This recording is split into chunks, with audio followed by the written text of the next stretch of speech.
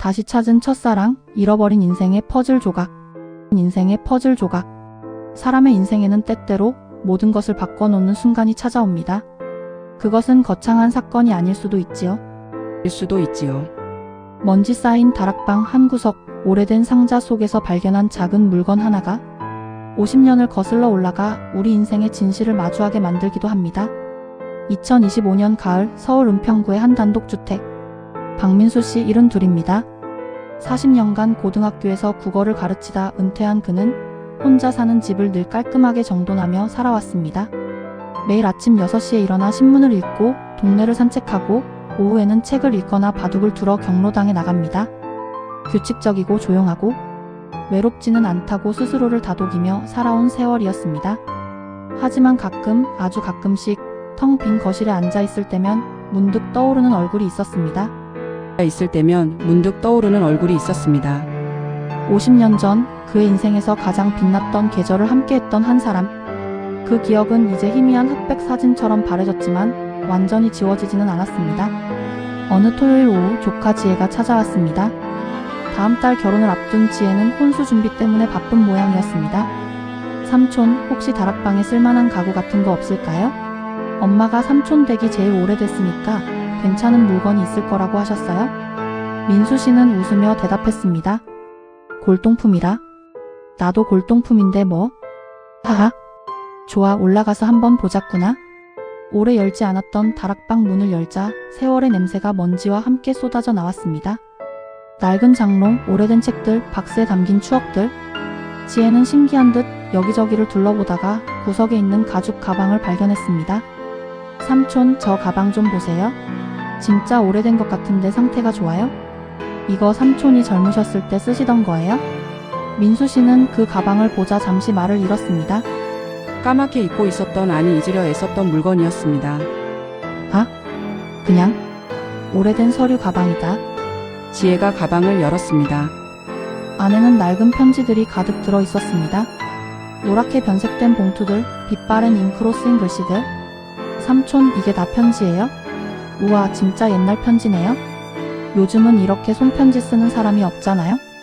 지혜가 편지들을 꺼내다가 이상한 점을 발견했습니다.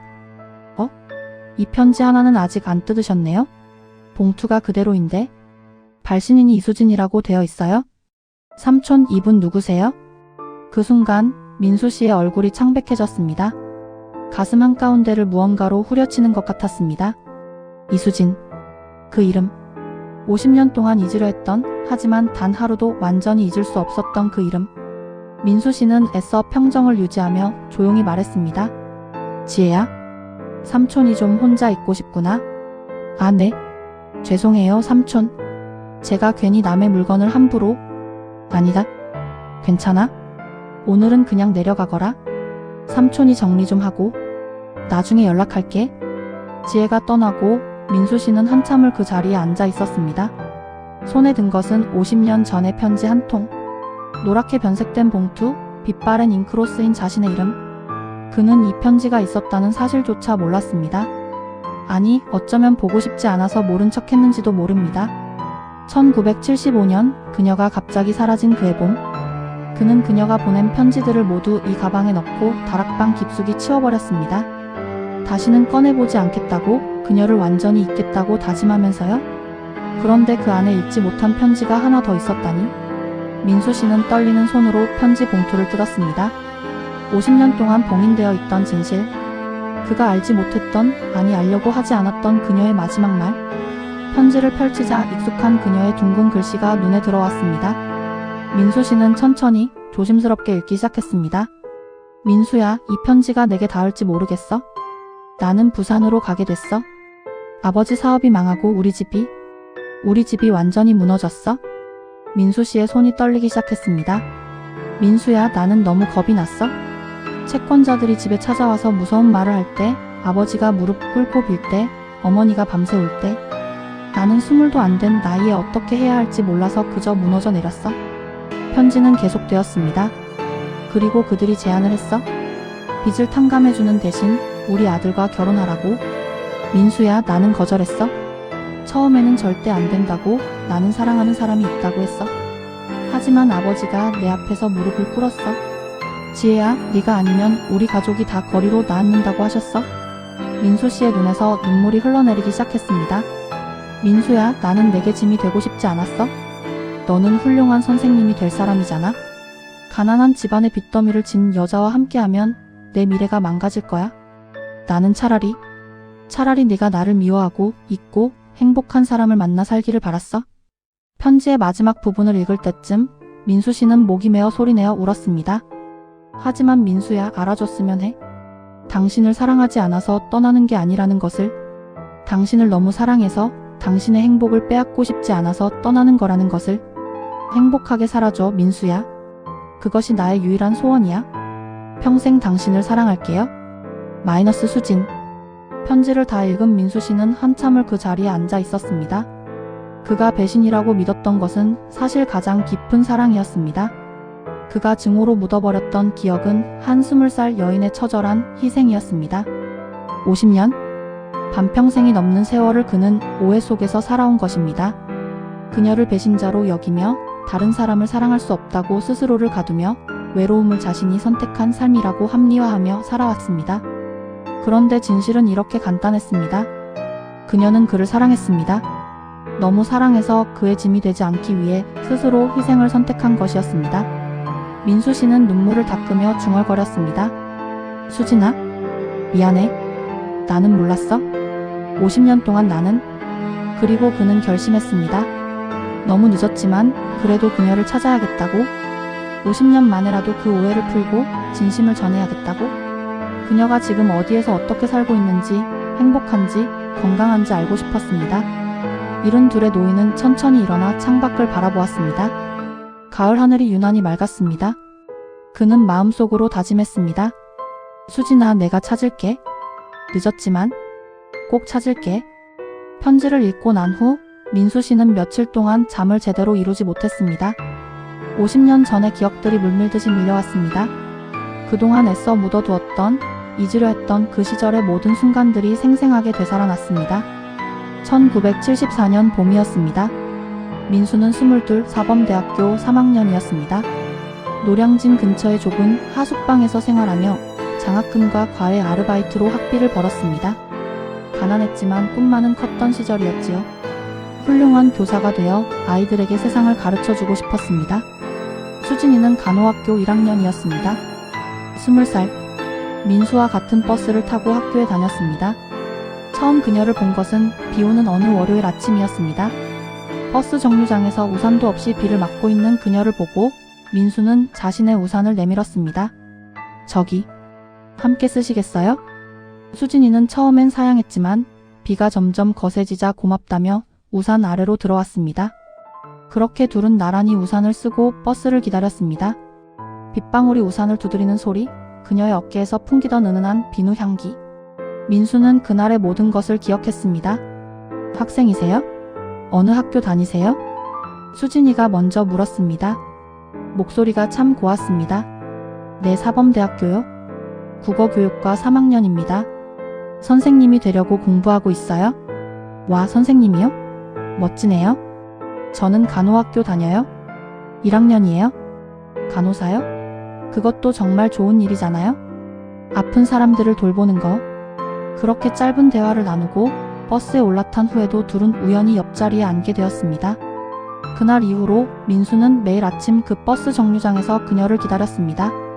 수진이도 같은 시간에 나왔고 둘은 자연스럽게 함께 버스를 타게 되었습니다. 버스 안에서 나누는 짧은 대화들, 오늘은 어떤 수업이 있는지, 어제 본 영화는 어땠는지, 요즘 읽는 책은 무엇인지, 소소하고 평범한 이야기들이었지만 민수에게는 하루 중 가장 빛나는 시간이었습니다. 한 달쯤 지났을 때 민수는 용기를 내어 물었습니다. 저기, 이번 주 토요일에 시간 있으세요? 한강에 산책 가실래요? 수진이는 잠시 망설이다가 수줍게 고개를 끄덕였습니다. 네, 좋아요. 그 토요일 두 사람은 한강 다리를 걸었습니다. 5월의 햇살이 강물에 부서지고 따뜻한 바람이 불었습니다. 민수는 지금도 그날의 모든 것을 기억합니다. 수진이가 입었던 하얀 블라우스, 바람에 날리던 그녀의 머리카락, 걸을 때마다 살짝살짝 스치던 손등의 느낌. 민수 씨는 어떤 선생님이 되고 싶으세요? 수진이가 물었습니다. 저는요? 학생들이 세상을 넓게 볼 수 있도록 도와주는 선생님이 되고 싶어요.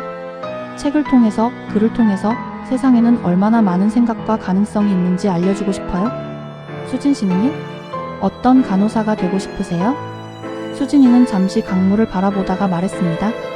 저는 아픈 사람들한테 희망을 주는 간호사가 되고 싶어요. 병이 힘든 게 아니라 혼자라는 게 더 힘든 거잖아요. 그래서 환자분들 곁에서 당신은 혼자가 아니에요 라고 말해주고 싶어요. 민수는 그 순간 이 사람이 정말 특별한 사람이라는 걸 깨달았습니다. 겉모습이 예뻐서가 아니라 마음이 따뜻한 사람이라는 걸 알았습니다. 그날 이후로 두 사람은 자주 만났습니다. 도서관에서 함께 공부하고 학교 앞 작은 분식집에서 떡볶이를 나눠 먹고 주말에는 남산이나 창경원을 걸었습니다. 돈이 없어서 화려한 데이트는 못했지만 함께 있는 것만으로도 행복했습니다. 여름이 지나고 가을이 왔습니다. 단풍이 물들 무렵 민수는 수진이에게 자신이 손수 짠 털장갑을 선물했습니다.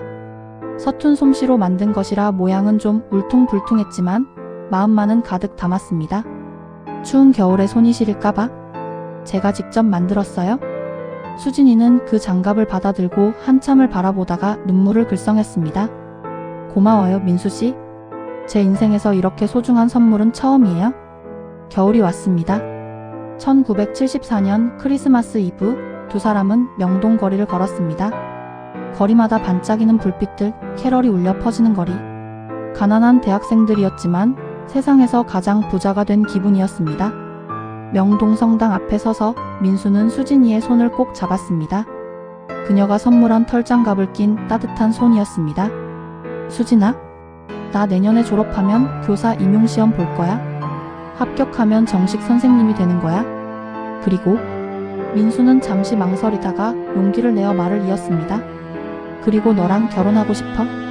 너도 졸업하고 나도 자리 잡으면 우리 결혼하자. 가난해도 괜찮아? 우리 함께 있으면 행복할 수 있잖아. 수진이는 울먹이며 고개를 끄덕였습니다. 네, 좋아요. 저도 그게 꿈이에요, 민수씨. 그날 밤 두 사람은 약속했습니다. 앞으로 열심히 공부해서 각자의 꿈을 이루고 함께 평생을 살자고.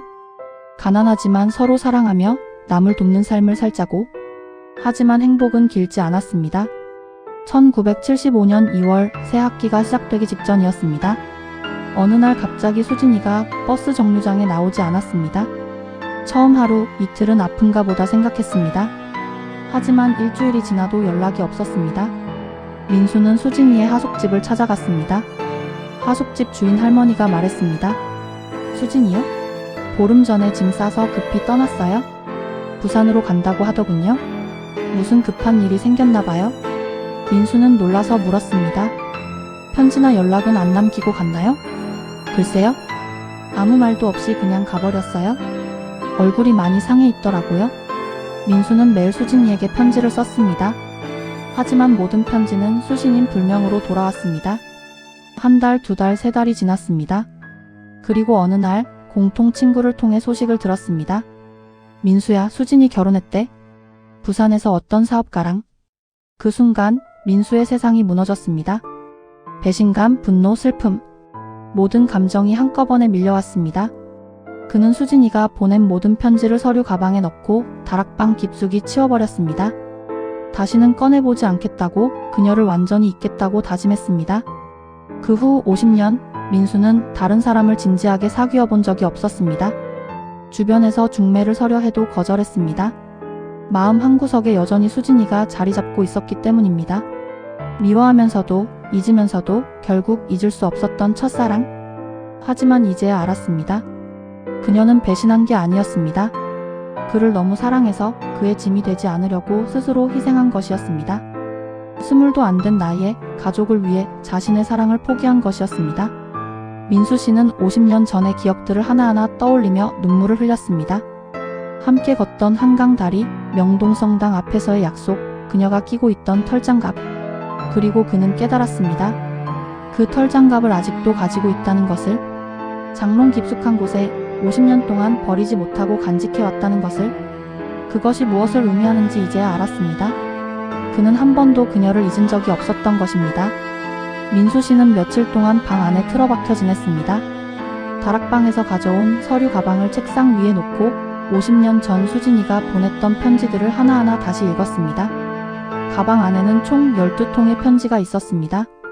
1974년 봄부터 1975년 초까지 약 1년 동안 수진이가 보낸 편지들이었습니다. 대부분은 민수가 읽었던 편지들이었습니다. 학교 생활 이야기, 실습 나간 병원에서 있었던 일들, 함께 보고 싶은 영화 이야기, 사소하지만 따뜻한 일상들. 그런데 마지막 편지, 그가 50년 만에 처음 읽은 그 편지만은 달랐습니다. 민수는 그 편지를 다시 한번 천천히 한 글자 한 글자 읽어 내려갔습니다. 편지는 1975년 2월 10일자였습니다. 수진이가 사라지기 바로 며칠 전이었겠지요. 민수야, 이 편지가 내게 닿을지 모르겠어? 사실 이 편지를 쓸 용기조차 나지 않지만 그래도 써야 할 것 같아. 너에게 진실을 말하지 않고 떠나는 건 너무 비겁한 일일 것 같아서. 민수는 편지를 읽으며 그날 밤의 수진이를 상상해 보았습니다. 얼마나 떨리는 마음으로 얼마나 많은 눈물을 흘리며 이 글을 썼을까요? 지난주 금요일 아버지가 운영하시던 회사가 부도가 났어. 갑자기였어. 아버지는 친구 보증을 잘못 써셨대. 그 친구가 거액의 빚을 지고 도망을 갔고 그 빚이 고스란히 아버지에게 넘어온 거야. 주말 내내 집에 채권자들이 찾아왔어. 무서운 사람들이었어. 큰 소리로 욕을 하고 아버지에게 언제 돈을 갚을 거냐고 따졌어. 아버지는 그 사람들 앞에서 무릎을 꿇고 빌었어. 시간을 좀만 주십시오. 집이라도 팔아서 갚겠습니다. 라고. 민수는 편지를 읽다가 잠시 멈췄습니다. 가슴이 너무 아팠습니다. 20살의 수진이가 그런 광경을 봐야 했다니 얼마나 무섭고 끔찍했을까요? 월요일에 채권자 중 한 명이 다시 찾아왔어. 이번엔 혼자 왔어. 나이가 50 정도 되어 보이는 남자였어. 그 사람이 아버지와 단둘이 이야기를 나누더니 나를 불렀어. 따님이 20이라고 들었습니다. 제안이 하나 있습니다. 우리 아들이 30인데 아직 장가를 못 갔습니다. 따님이 우리 아들과 결혼해 주신다면 빚을 전액 탕감해 드리겠습니다. 민수야, 나는 그 자리에서 소리쳤어. 싫습니다. 절대 안 됩니다. 하지만 편지의 글씨가 여기서부터 흐릿해져 있었습니다. 눈물이 떨어진 자국이었습니다. 아버지가 내 앞에서 무릎을 꿇으셨어. 평생 나를 귀하게 키우신 아버지가, 떳떳하고 자상하셨던 우리 아버지가 내 앞에서 무릎을 꿇고 빌으셨어. 수진아, 아빠가 잘못했다. 아빠가 무능해서 이렇게 됐다. 하지만 내가 아니면 우리 가족이 다 길거리에 나앉는다. 내 동생들도 학교를 그만둬야 한다. 제발 아빠 좀 살려다오. 민수야, 나는 그 순간 어떻게 해야 할지 몰랐어. 14살짜리 남동생, 12살짜리 여동생. 그 아이들이 학교도 못 가고 길거리에 나앉는 모습을 상상하니까 숨이 막혔어. 민수는 주먹을 불끈 쥐었습니다. 그때 자신이 알았더라면, 그때 수진이가 자신에게 말할 수 있었더라면. 이틀을 고민했어. 잠도 못 자고 밥도 못 먹고. 그러다가 너를 생각했어. 민수야, 너는 훌륭한 선생님이 될 사람이야. 꼭 그렇게 될 거야. 그런데 만약 내가 너한테 이 사실을 말하면 어떻게 될까? 너는 분명히 괜찮아, 우리 함께 이겨내자고 말할 거야. 그게 너니까. 하지만 민수야, 그건 너무 큰 짐이야. 우리 집 빚이 얼마인지 알아? 5천만 원이야. 1975년에 5천만 원이면 너랑 내가 평생 일해도 갚기 힘든 돈이야. 그 빚을 지고 결혼한다는 게 말이 되니? 너의 미래를, 너의 꿈을 내가 어떻게 짓밟을 수 있겠어? 민수는 고개를 저었습니다. 눈물이 흘러내렸습니다. 아니야, 수진아. 그건 네가 결정할 일이 아니었어. 우리 함께 결정했어야 했어. 편지는 계속되었습니다. 그래서 나는 결정했어. 내가 희생하는 거야. 나 하나만 참으면 가족이 살 수 있고 너도 꿈을 이룰 수 있잖아. 채권자가 말하길 그 아들이라는 사람은 성격이 좀 거칠긴 하지만 부산에서 사업을 한다고 했어. 나쁜 사람은 아니라고? 뭐 그게 중요한가 싶기도 하고. 민수야, 나는 너를 사랑해. 정말 많이 사랑해. 내 인생에서 너만큼 소중한 사람은 없을 거야. 하지만 바로 그렇기 때문에 너한테 짐이 되고 싶지 않아. 편지의 마지막 부분이었습니다. 이 편지를 보낼지 말지도 모르겠어. 어쩌면 붙이지 않을지도 몰라. 너한테 이런 말을 하면 너는 분명 나를 찾으러 올 거야. 그럼 우리 둘 다 무너질 것 같아. 그냥 나를 미워해줘. 나를 배신자라고 생각해줘? 그게 너를 놓아주는 유일한 방법일 것 같아? 민수야, 행복하게 살아줘. 꼭 훌륭한 선생님이 되어서 많은 학생들에게 희망을 주는 사람이 되어줘. 그리고 좋은 사람 만나서 가정을 꾸리고 행복하게 살아줘. 나는 괜찮아? 어떻게든 살아갈 거야. 그저 네가 행복하다면 그것만으로도 나는 위안을 받을 수 있을 것 같아. 평생 너를 사랑할게. 이건 변하지 않을 거야. 안녕, 민수야. 1975년 2월 10일 수진. 편지를 다 읽은 민수 씨는 책상에 얼굴을 묻고 한참을 울었습니다. 72의 노인이 50년 만에 알게 된 진실 앞에서 아이처럼 울었습니다. 미안해. 수진아, 정말 미안해. 네가 그렇게 힘들었는데, 네가 그런 선택을 혼자 감당해야 했는데, 나는 아무것도 몰랐어. 아무것도. 민수는 그제야 깨달았습니다. 그가 50년 동안 겪었던 외로움과 공허함은 수진이가 겪었을 고통에 비하면 아무것도 아니었다는 것을. 그는 사랑하는 사람을 잃었다고 생각하며 평생 독신으로 살았습니다. 하지만 그것은 어디까지나 자신의 선택이었습니다. 수진이는 달랐습니다.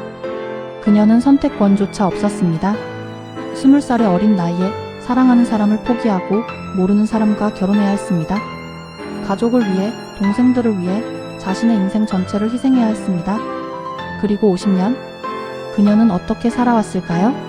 행복했을까요? 아니면 자신처럼 공허한 삶을 살아왔을까요? 혹시 지금은 어디에 있을까요? 민수는 눈물을 닦고 천천히 일어났습니다. 그리고 장롱을 열어 깊숙한 곳에서 무언가를 꺼냈습니다. 낡고 색이 바랜 털장갑 한 켤레. 50년 전 수진이에게 선물했던 그 장갑. 그녀가 마지막으로 만났던 그 크리스마스 이브에 끼고 있던 바로 그 장갑이었습니다. 민수는 장갑을 꼭 쥐고 중얼거렸습니다. 수진아, 내가 늦었어? 50년이나 늦었어? 하지만 그래도 너를 찾을 거야. 지금이라도 내게 가야겠어. 내가 잘 살고 있는지 행복한지 확인해야겠어. 그리고 말해줘야겠어. 내 희생이 헛되지 않았다고, 나는 선생님이 됐다고, 많은 학생들을 가르쳤다고. 그는 잠시 말을 멈췄다가 다시 말했습니다. 그리고 미안하다고. 진심으로 미안하다고. 네가 그렇게 힘들었는데 나는 너를 배신자로 생각하며 살았다고. 용서를 구해야겠어. 민수 씨는 결심했습니다. 내일 당장 부산으로 가겠다고. 어떻게든 그녀를 찾겠다고. 너무 늦었지만 그래도 지금이라도 진실을 마주하고 오해를 풀어야 한다고. 72의 노인에게 남은 시간이 얼마나 될까요? 하지만 그것은 중요하지 않았습니다. 중요한 건 50년 전 해야 했던 일을 지금이라도 하는 것이었습니다. 다음날 아침 민수 씨는 서울역으로 향했습니다. 손에는 작은 여행 가방 하나, 그리고 50년 전의 편지들과 그 털장갑을 조심스럽게 넣은 봉투를 들고 있었습니다. KTX표를 끊으며 손이 떨렸습니다. 부산행 기차를 타는 것이 이렇게 떨릴 줄은 몰랐습니다. 50년 만에 그녀가 있는 곳으로 가는 것이었습니다. 기차 안에 앉아 창밖을 바라보며 민수는 생각했습니다. 그녀를 찾을 수 있을까? 50년이라는 세월이 지났는데 혹시 이미? 불길한 생각이 스쳤지만 민수는 고개를 저었습니다. 아니야, 분명히 찾을 수 있을 거야. 2시간 반 만에 부산역에 도착했습니다. 민수는 편지에 적혀있던 주소를 꺼내 들었습니다. 부산시 동구 초량동 352-18번지. 1975년 당시의 주소였습니다. 50년이 지난 지금 그곳이 어떻게 변했을지 알 수 없었지만 그래도 가봐야 했습니다. 단서라도 찾아야 했습니다. 택시를 타고 초량동으로 향했습니다. 택시기사님이 말했습니다. 초량동이요? 거기 요즘 재개발이 한창이라 많이 바뀌었어요. 옛날 건물들은 거의 다 철거됐고. 민수의 가슴이 철렁했습니다. 하지만 어쩔 수 없었습니다. 일단 가봐야 했습니다. 초량동에 도착하니 택시기사님의 말이 맞았습니다. 곳곳에 새 아파트가 들어서 있었고 공사장 펜스가 둘러쳐진 곳도 많았습니다. 옛날 골목의 흔적은 거의 찾아볼 수 없었습니다. 민수는 주소를 보며 옛날 골목길을 찾아 헤맸습니다. 하지만 길 이름도 바뀌고 번지수도 달라져 있었습니다. 1시간 넘게 헤매다가 동네 구멍가게를 발견하고 들어갔습니다. 저기, 실례지만 이 동네에 오래 사셨나요? 가게 주인 할머니가 민수를 쳐다봤습니다. 오래 살긴 했지. 여기서 40년 넘게 가게 했어. 왜요? 혹시 이 주소 아십니까? 352-18번지요. 1975년쯤에 이수진이라는 분이 살았던 집인데 할머니는 잠시 생각하더니 고개를 저었습니다. 글쎄요. 352번지 쪽은 10년 전에 다 재개발됐어요. 이제 거기 아파트 단지잖아요. 이수진? 이름은 좀 익숙한데 워낙 오래전 일이라 민수는 실망스러웠지만 포기할 수 없었습니다. 그럼 혹시 이 동네 오래 사신 분들 계시면 소개해 주실 수 있나요? 꼭 찾아야 하는 사람이 있어서요. 할머니는 잠시 생각하더니 말했습니다. 동사무소 가보세요. 거기 담당 직원들이 오래 근무한 사람들이 많아요? 아니면 저 위에 있는 초량성당? 거기는 재개발 안 됐고 신부님도 30년 넘게 계셨으니까 혹시 아실지도 몰라요? 민수는 고맙다고 인사하고 먼저 동사무소로 향했습니다. 하지만 동사무소에서도 별다른 도움을 받지 못했습니다. 개인정보 보호 때문에 주민등록 정보는 알려줄 수 없다는 것이었습니다. 혹시 이 지역 경로당이나 복지관 같은 곳은 없나요? 이 동네 오래 사신 어르신들이 모이는 곳이요? 직원이 친절하게 가까운 경로당 몇 곳을 알려줬습니다. 민수는 한 곳 한 곳 찾아다녔습니다. 첫 번째 경로당에서는 단서를 찾지 못했습니다. 두 번째 경로당에서도 마찬가지였습니다. 오후가 되어 세 번째 경로당을 찾아갔을 때 드디어 한 줄기 빛이 보였습니다. 이수진? 이수진이라고? 혹시 그분 남편이 김상철 아니었나? 한 할아버지가 반응을 보였습니다. 민수의 심장이 쿵쾅거렸습니다. 네, 혹시 그분 아십니까? 아, 김상철이는 내가 알지. 옛날에 건설 일같이 했었어? 성질이 좀 고약한 사람이었지. 근데 그 사람 죽은 지 한 15년 됐을 거야. 민수는 가슴이 철렁했습니다. 남편이 돌아가셨다면? 수진이는 지금 어디에? 그럼 그 부인 이수진 씨는 어떻게 되셨나요? 할아버지는 턱을 괴며 기억을 더듬었습니다. 글쎄, 남편 죽고 나서 한동안 못 봤는데. 아, 맞다. 몇 년 전에 우연히 봤어? 초량성당에서 자원봉사 하더라고. 그 양반 남편한테 고생 많이 했는데 착해. 혼자 사는 것 같던데. 초량성당이요? 그래, 저 위에 있는 성당. 거기 매주 무료급식 하거든. 거기서 봤어? 민수는 벌떡 일어났습니다. 감사합니다. 정말 감사합니다. 초량성당은 언덕 위에 있었습니다. 민수는 가쁜 숨을 몰아쉬며 언덕을 올라갔습니다.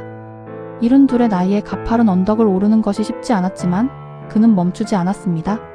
성당에 도착해 사무실을 찾아갔습니다. 젊은 수녀님이 맞이했습니다. 어떻게 오셨어요? 혹시 이곳에서 자원봉사 하시는 이수진 씨라는 분 계신가요? 70 정도 되셨을 텐데요. 수녀님이 고개를 끄덕였습니다. 아, 수진 씨요? 네, 계세요? 매주 화요일이랑 목요일에 무료급식 봉사 오세요? 오늘이 목요일이니까? 지금 급식소에 계실 거예요? 민수의 심장이 미친 듯이 뛰었습니다. 드디어? 50년 만에 드디어? 급식소가 어디에 있나요? 저 건물 지하입니다. 계단으로 내려가시면 돼요. 민수는 천천히 계단을 내려갔습니다. 다리가 후들거렸습니다. 떨림이 멈추지 않았습니다. 지하 급식소 문을 열자 여러 명의 자원봉사자들이 식사 준비를 하고 있었습니다. 그 중에 한 분이 흰머리 앞치마를 두른 한 여성이 국을 나르고 있었습니다. 민수는 그 순간 알았습니다. 50년이라는 세월이 지났지만 그녀의 뒷모습은 알아볼 수 있었습니다. 걷는 자세, 고개를 약간 갸우뚱하는 습관, 그 모든 것이 기억 속의 그녀였습니다. 민수는 떨리는 목소리로 불렀습니다. 수진 씨? 그 여성이 천천히 돌아봤습니다. 희끗희끗한 머리, 주름진 얼굴, 세월의 무게가 새겨진 모습이었습니다. 하지만 눈빛만은 50년 전 그대로였습니다. 그녀가 민수를 보더니 국자를 떨어뜨렸습니다. 민수씨? 수진의 목소리도 떨리고 있었습니다. 믿을 수 없다는 표정으로 그녀는 민수를 바라봤습니다. 50년? 반세기라는 시간이 흐른 후 두 사람은 다시 마주 섰습니다. 급식소는 갑자기 조용해졌습니다. 다른 봉사자들도 식사를 기다리던 사람들도 모두 이 두 노인을 바라봤습니다. 민수는 한 걸음 한 걸음 그녀에게 다가갔습니다. 눈물이 흘러내렸습니다. 수진아? 나야? 민수야? 수진도 눈물을 흘리며 손으로 입을 막았습니다. 어떻게? 어떻게 여기를 찾았어? 너를 찾았어, 수진아? 두 사람은 그렇게 50년 만에 부산의 작은 성당 급식소에서 다시 만났습니다. 급식소 봉사를 마친 후 두 사람은 성당 근처 조용한 카페로 자리를 옮겼습니다. 테이블을 사이에 두고 마주 앉은 두 사람은 한참 동안 말없이 서로를 바라봤습니다. 50년이라는 시간이 흘렀습니다. 스물이었던 청춘은 이른이 되었습니다. 검은 머리는 희끗희끗 새었고 매끄럽던 얼굴에는 주름이 깊이 패였습니다. 하지만 서로의 눈을 들여다보는 순간 그들은 알았습니다. 이 사람이 맞다고, 내가 사랑했던 바로 그 사람이라고. 먼저 입을 연 것은 민수였습니다. 손이 떨려 커피잔을 제대로 잡을 수가 없었습니다. 수진아, 나 편지를 읽었어. 50년 만에 네가 보낸 마지막 편지를. 수진의 얼굴이 굳어졌습니다. 손이 미세하게 떨리기 시작했습니다. 무슨 말이에요? 편지를? 민수는 가방에서 조심스럽게 편지를 꺼냈습니다. 노랗게 변색된 봉투. 수진은 그것을 보자마자 얼굴이 창백해졌습니다. 이게 어떻게 읽지 못했어? 50년 동안 단 한 번도 나는 네가 보낸 편지들을 다락방에 넣어두고 다시는 꺼내보지 않았거든. 그런데 조카가 우연히 그걸 발견했어. 그리고 이 편지, 내가 뜯어보지도 않은 편지가 있다는 걸 알게 됐어. 수진은 두 손으로 얼굴을 감쌌습니다. 그럼 당신은 몰랐던 거예요? 50년 동안 아무것도 몰랐던 거예요? 그래, 나는 네가 날 버리고 다른 남자한테 간 줄만 알았어. 배신당했다고 생각했어. 친구한테서 네가 결혼했다는 소식을 들었을 때 내 세상이 무너졌어. 민수의 목소리가 떨렸습니다. 그런데 편지를 읽고 나서야 알았어. 너는 배신한 게 아니었어. 너는 나를 너무 사랑해서 내 짐이 되지 않으려고 스스로를 희생한 거였어. 수진아, 미안해. 정말 미안해. 수진은 눈물을 흘리기 시작했습니다. 50년 동안 참아왔던 눈물, 혼자 삼켰던 슬픔이 터져 나왔습니다. 민수 씨, 저도 미안해요. 제가 용기가 없었어요. 당신한테 말할 용기가. 그때 제가 당신한테 솔직하게 말했더라면. 아니야. 민수가 고개를 저었습니다. 내 잘못이 아니야. 20살짜리 여자아이한테 그런 선택을 강요한 세상이 잘못된 거야. 너는 최선을 다한 거야. 두 사람은 잠시 침묵했습니다. 카페 안에는 잔잔한 음악만 흐르고 있었습니다. 민수가 조심스럽게 물었습니다. 수진아, 그동안 어떻게 살았어? 수진은 한숨을 길게 내쉬었습니다. 그리고 천천히 이야기를 시작했습니다. 결혼은 불행했어요? 시어머니 말이 맞았어요? 남편은 성격이 거칠었어요? 아니, 거친 정도가 아니었어요? 폭력적이었어요? 민수의 주먹이 불끈 쥐어졌습니다. 술만 마시면 손을 올렸어요? 처음엔 참았어요? 가족의 빚을 갚아준 사람이니까 이 정도는 감수해야 한다고 생각했어요? 하지만 세월이 지날수록 점점 심해졌어요? 왜 도망가지 않았어? 도망갈 곳이 없었어요? 친정은 아버지가 빚 때문에 부산을 떠나 시골로 가셨고, 그리고 수진은 잠시 말을 멈췄습니다. 저는 딸을 낳았어요? 결혼하고 1년 후에 딸 때문에라도 버텨야 했어요? 그 아이만은 제대로 키우고 싶었어요? 딸이 있어? 민수는 놀란 표정이었습니다. 네, 지금은 48이에요. 서울에서 간호사로 일하고 있어요. 결혼해서 손주도 둘 있어요. 수진의 얼굴에 처음으로 미소가 스쳤습니다.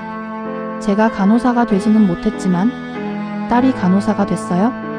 그게 제 유일한 위안이었어요. 딸을 잘 키웠구나. 힘들었지만 그 아이만은 절대 불행하게 만들고 싶지 않았어요. 남편이 아무리 저한테 함부로 해도 딸한테만은 따뜻한 아버지가 되라고 매달렸어요. 다행히 딸한테는 손찌검을 하지 않았어요. 수지는 커피를 한 모금 마셨습니다. 15년 전에 남편이 세상을 떠났어요. 간경화였어요. 술을 너무 많이 마셔서 병원에서 석 달 입원해 있다가 갔어요. 그 후로는 혼자 살았어요. 딸이 서울로 데려가겠다고 했지만 싫었어요. 딸내 가정의 짐이 되고 싶지 않았어요. 그래서 여기서 작은 일들을 하면서 살았어요. 식당에서 설거지도 하고 아파트 청소도 하고 그러다가 5년 전부터는 성당에서 봉사를 시작했어요. 왜? 봉사를? 수지는 잠시 창밖을 바라봤습니다. 제가 평생 받은 아픔을 다른 사람은 받지 않았으면 좋겠어서요. 여기 급식소에 오시는 분들 다들 저처럼 힘든 인생을 사신 분들이에요. 그분들한테 따뜻한 밥 한 끼라도 드리고 싶었어요. 그게 제가 할 수 있는 유일한 일이었어요. 민수는 목이 메었습니다. 그녀는 그렇게 힘든 삶을 살면서도 여전히 남을 돕는 사람이었습니다. 50년 전 그 따뜻한 마음을 그대로 간직하고 있었습니다. 수진아, 나는? 민수는 말을 잇지 못했습니다. 눈물이 쏟아질 것 같았습니다. 나는 평생 독신으로 살았어? 다른 사람을 만날 수가 없었어? 아니, 만나려고 하지 않았어? 마음 한구석에 늘 네가 있었으니까. 수진도 눈물을 흘렸습니다. 저도 하루도 당신을 잊은 적이 없어요? 힘들 때마다, 남편한테 맞을 때마다 당신 생각을 했어요? 민수 씨는 지금 훌륭한 선생님이 되어서 행복하게 살고 있겠지. 좋은 사람 만나서 가정을 꾸렸겠지. 그렇게 생각하면서 버텼어요? 나는 선생님은 됐어? 40년 동안 아이들을 가르쳤어? 하지만 행복하지는 않았어? 항상 공허했어? 무언가 빠진 것 같았어? 민수는 가방에서 또 하나를 꺼냈습니다. 낡은 털장갑 한 켤레. 이거 기억나니? 수지는 그것을 보자 손을 떨었습니다. 그게 1974년 가을에 내가 너한테 준 장갑이야. 너는 마지막으로 만났던 크리스마스 이브에 이걸 끼고 있었어. 나는 50년 동안 이걸 버리지 못했어. 장롱 깊숙한 곳에 간직하고 있었어. 수지는 장갑을 받아들고 볼에 가져다 댔습니다.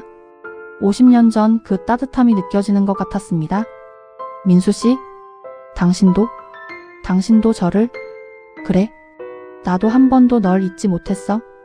미워하려고 해도 잊으려고 해도 결국 못 잊었어. 너는 내 인생에서 가장 큰 사랑이었어, 수진아. 두 사람은 테이블 너머로 손을 뻗어 서로의 손을 잡았습니다. 주름진 손과 주름진 손이 맞닿았습니다. 50년이라는 세월의 무게가 느껴졌지만 동시에 그때의 그 떨림도 느껴졌습니다. 수진아? 민수가 조심스럽게 물었습니다. 우리 이제라도 다시 시작할 수 없을까? 너무 늦었지만 남은 시간이라도 함께할 수 없을까? 수지는 눈물을 닦으며 웃었습니다. 50년 만에 짓는 진심 어린 미소였습니다. 민수씨, 저는 좋아요. 이렇게라도 다시 만날 수 있다는 게 신께 감사해요. 민수도 울면서 웃었습니다. 고맙다, 수진아. 내가 50년 늦었지만 이제부터라도 잘할게. 남은 인생 함께 행복하게 살자. 카페 창밖으로 부산의 저녁 노을이 지고 있었습니다. 50년이라는 긴 어둠을 지나 두 사람에게 다시 빛이 찾아오고 있었습니다.